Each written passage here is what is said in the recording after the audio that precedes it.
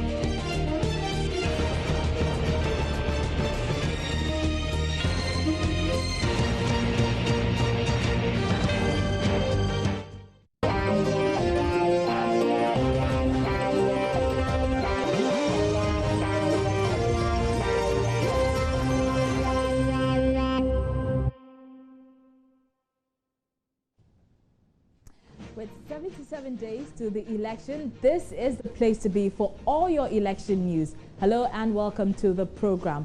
And coming up, where is your manifesto? That's the question the NDC is asking after the NPP punched holes in its manifesto on the heels of its launch this weekend. We will hear from the governing party as it describes its main opponent as reactionary.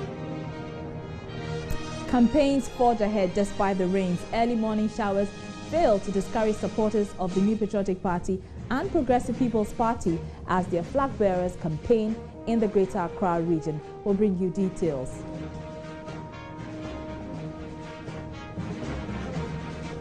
Also, father of disgraced former Deputy Minister Victoria Hammer picks up nomination form to contest presidential elections. We will tell you more. All this and more coming up in the next 20 minutes here on your election booth.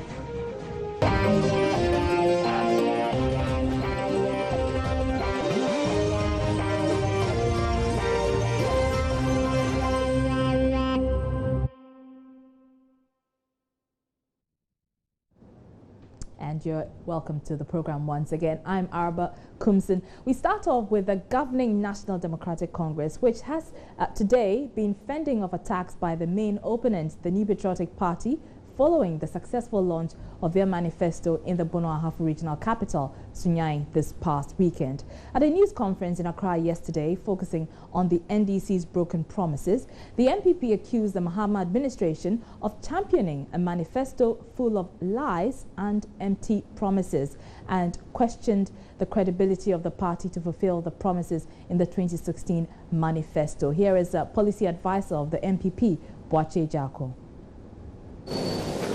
You campaign with a set of promises. You are voted into office. You borrow billions of dollars. You spend these billions recklessly. You cannot fulfill your promises. Money becomes tight. In spite of this, you go on and even make more grandiose promises to Ghanaians. And then behind their backs, you tell those who execute these promises to try and work within small budgets. Only John Mahama, for whom making and breaking promises is a way of life, can govern Ghana this way. So as Ghanaians listen to the flowery promises, please bear in mind that the Mahama government already knows how much it has programmed to spend and how very little they can do.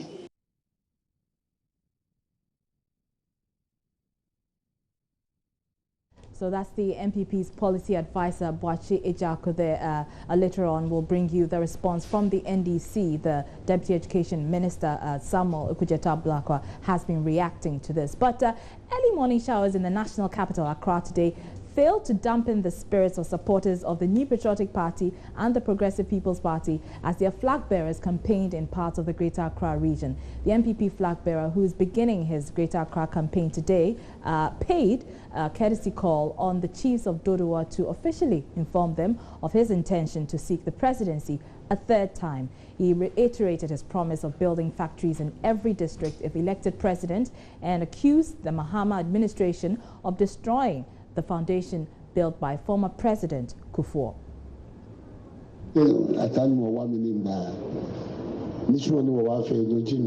Nurses training allowances, will be a training college. Work I can be from on the Tomonana Fair, Ura Kufobe, Nakano about fake Kufobe.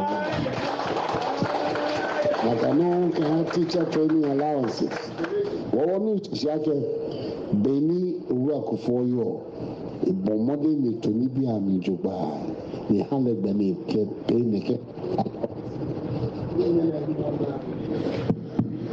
one oil because I have a traffic body work for me, they name me Afromi.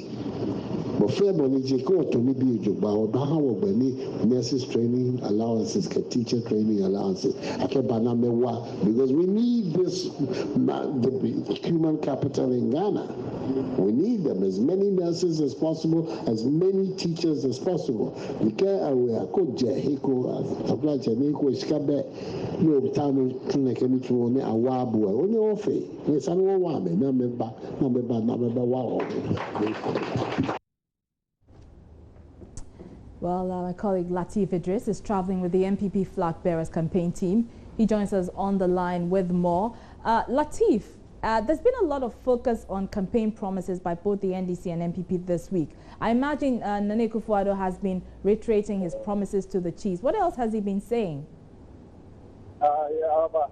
Today's mission for the NPP and for that matter, the National Squad is to inform the Greater Accra now about his intention, to become president. We know Ronaldo has been throwing part of the Greater Accra, but that wasn't official when it comes to the campaign. So today marks the official beginning of the NPP campaign in the Greater Accra region.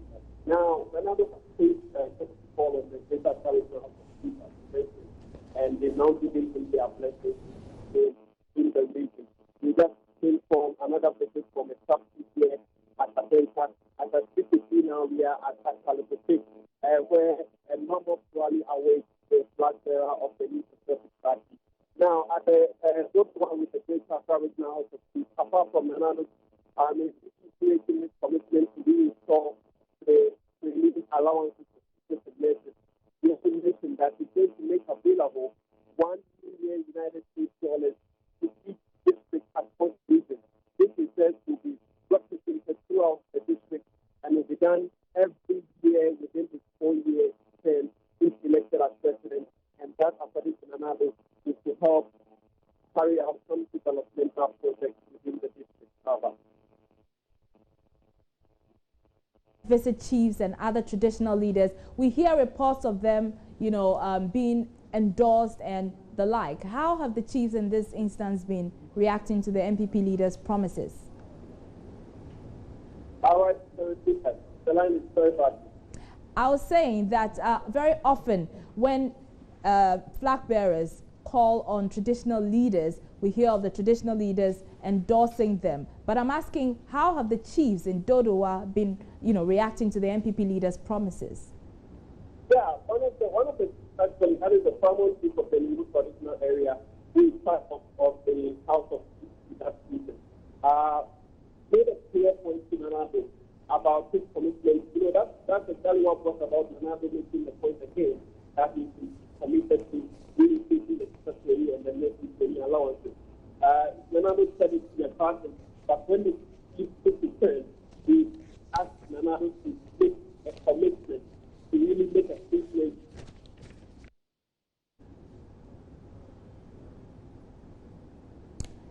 Well, unfortunately, the line has dropped, and that was my colleague Latif Idris there. We're taking a short break. We'll be right back. You're watching Election Brief.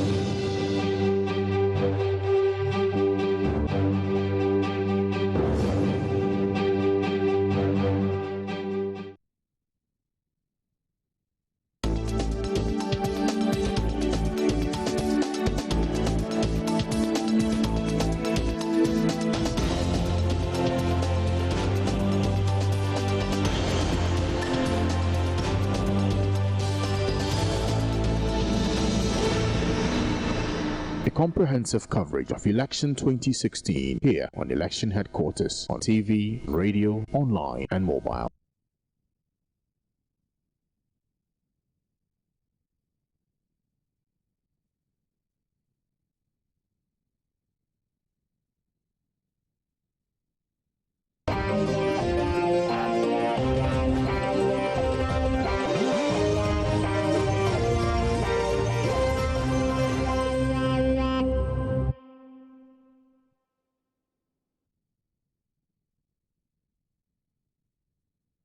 You're welcome back to the show. Well, the NDC flag bearer, John Dramani Mahama, may be out of town, but that doesn't mean the NDC's campaign has stopped entirely. The president is in New York attending the 71st UN General Assembly, but his chief of staff is making sure the flag bearer's message is sinking to the electorate. Julius Debra arrived in the Upper West region today for a 6-day campaign tour. During his tour, he is expected to pay courtesy calls on chiefs, constituency and party activists and the regional campaign task force. Rafiq Salam is our regional correspondent and he joins us on the line with details. Rafiq, it's not usual to see a chief of staff campaigning on the president's behalf, but tell us, beyond the appeal for people in the region to retain the president, what else has Mr. Debra been saying? Yeah, he said that NDC launched their party manifesto last Saturday, and so he saw it as a mark of respect for him to come to the personal opinion leaders and religious leaders in the region to tell them what contained on the party manifesto. And so this morning he met the Wana and then told them about the plans of the party, which talk about agriculture going to be given a facelift. And then also he appealed to the people to give the NDC government a certain chance. Very quickly, we know the chief of staff called on the paramount chief of the Busa traditional area. Did the chief endorse the president as we've been witnessing with others over the last few weeks? Actually, he met the Wana, but it was the Busana who spoke on behalf of the Wana. And so definitely the chiefs are endorsing the second term bid of President Mahama because they told him that the kind of programs and policies that they are bringing, they are really happy. They started the issue of the Upper West Regional Hospital, which is about being completed. And so they are giving him their maximum support, and it's their hope that the government will be retained for a second term. All right, Rafiq Salam is a correspondent in the Upper West region with that update in there. Now, let's go back to our earlier story where the MPP yesterday held a news conference accusing the NDC of being unable to fulfill their campaign promises. But the governing NDC says it's unperturbed by the MPP's accusations, and they've described the opposition party's action as reactionary. Deputy Education Minister in charge of Tertiary, Samuel Okudzeto-Ablakwa, charged the MPP to present their manifesto to enable Ghanaians assess the two parties to inform their vote in the December polls. He spoke on the Super Morning Show. It's clear the MPP continues to chase us. And that is good in a campaign when your major opponents chase you. You are always in the lead, you are always ahead, and they are reactionary. It's good. It tells the electorate that we are more organized, we are ready to govern, we are more formidable, we are more focused, and that we are doing what they expect us to do. Ghanaians have been clamoring for manifestos. Where are the manifestos? And all what our opponents can do is to hold press conferences and attack us, seek to punch holes, and seek to be reactionary instead of they putting out their manifesto. I believe the question most Ghanaians are asking is, where is your manifesto? You also owe it to the people of this country to present your manifesto and let us have a debate of the manifestos. Let Ghanaians have the opportunity to assess all the manifestos, MPP, NDC, CPP, PPP, PNC and the others, and come to a certain fair judgment on who is having a bold vision, a clear vision, who is articulating it very well, and who has the master plan to take Ghana to the next level. What the MPP is doing is only reactionary, and for us in the NDC, we are happy about that. Second point, ahead of our manifesto launch, right from the manifesto highlights up until we went to the coronation park in Sunyani. The MPPs claim, indeed, Nana Akomya held a press conference and said that we are only good at stealing their ideas and that we have stolen their manifesto. So I ask myself, you say we've stolen your manifesto. So what was yesterday's press conference about? To critique punch holes in your own manifesto, a manifesto that we have stolen from you. I mean, you just don't get the logic. So that's Deputy Minister of Education in charge of Tertiary, Samuel Okujeto Ablakwa there. Now, since the Electoral Commission opened nominations, more than 20 people have picked up nomination forms to contest the presidential elections on December 7, including independent aspirants, one of whom is John Alex Hammer. Ordinarily, he would have just passed as one of the few people who have picked up nomination forms from the commission, and very little would have been heard of him thereafter. But John Alex Hammer is no mean person than the father of disgraced former Deputy Communications Minister Victoria Hammer. Only yesterday, he joined the race for the presidency after picking his nomination forms at the Electoral Commission. Mr. Hammer has declined media interviews for now, but my colleague Raymond Akwa joins me in the studio to shed some light on who he is. Hello, Raymond. Nami, obviously there will be interest in who Mr. John Hammer is because of his daughter, but tell us, who is he? The unionist is one that's been engaged in union activities since the 1960s. Indeed, in 1969, he formed the Ghana Democratic Party, which actually did not strive for so long beyond that particular election in 1969. And he's also been in the forefront of labor activities since then for a very long time. But we've not been hearing much from him since that particular time until he sprung a surprise on everybody with the new call that he's going to contest the elections. I see. So he's not new to politics. He actually started, set up a political party way back in the 60s. Yes, he did. Interesting. Now, do we know why he decided to join the race, and what does he bring to the table? On the first front, he's saying that he's one person who, after families, friends, business associates, who called upon him to say that you're the right person Ghana needs at this time. He says that the vexed issue of unemployment is being worked out by people who don't understand the relationship between labor and also people in the employment sector. So he is coming with a rich experience with negotiating with government over the years, virtually through all the republics we've had in this country. He has that experience to be able to make sure that every other person who requires a job, those who are also working, get to have that congenial relationship, create more jobs so that Ghanaians will be better off. Interesting. Well, it remains to be seen how his campaign goes. But thank you very much, Raymond Akwa there. Now, flag bearer of the United Progressive Party, Akwesi Adai, is confident of winning a landslide victory in the December polls. He's convinced the general acceptance of his party's campaign message and current economic hardships Ghanaians are enduring are enough to earn him a one-touch victory. Mr. Adai, also known as Odike, has been speaking to Insura FM on his party's chances in the upcoming elections. Ghanaians are buying into my vision, and my message is going down well with the people, especially the business fraternity.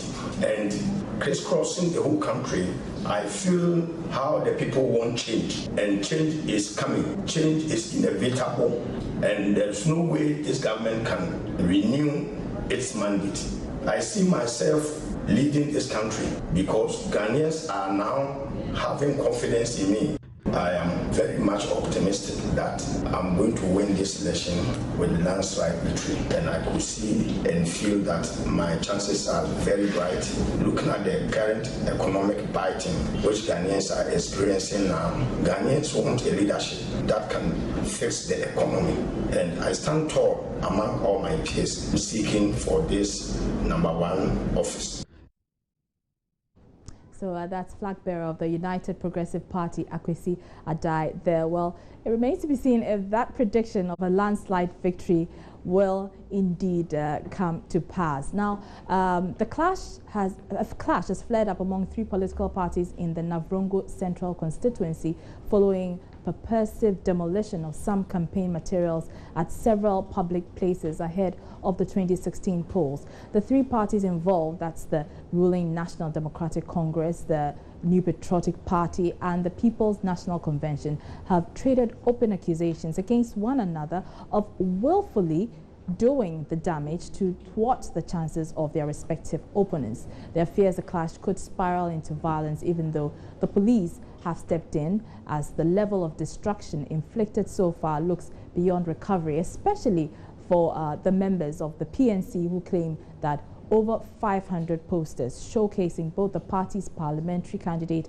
and its flag bearer have been destroyed. Well, that's our show for today. Remember, you can catch the show on YouTube if you missed the live broadcast. I'm Araba Kumsin. But don't go away, because Francis Aban is up next with The Pulse.